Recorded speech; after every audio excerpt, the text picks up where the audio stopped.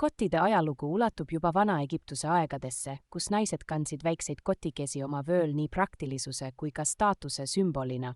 Tänapäeval on naiste kotid muutunud palju enamat kui lihtsalt aksessuaar. Need on saanud moemaailma oluliseks osaks, väljendades kandja isikupära ja stiili. Põhilised kotitüübid, mida iga naine peaks omama, on praktiline õlakott igapäevaseks kasutamiseks, väike crossbody kott vabaks ajaks ning elegantne õhtukott pidulikeks sündmusteks.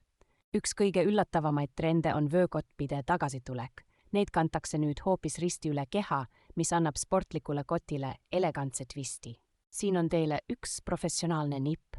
Investeerige kvaliteetsesse kotiorganisaatorisse, mis muudab iga koti funktsionaalseks ja hoiab teie asjad alati korras. Kottide õigeks hoiustamiseks täitke neid pehme paberiga ja hoidke tolmu kotis, nii säilib nende kuju ja kvaliteet aastateks.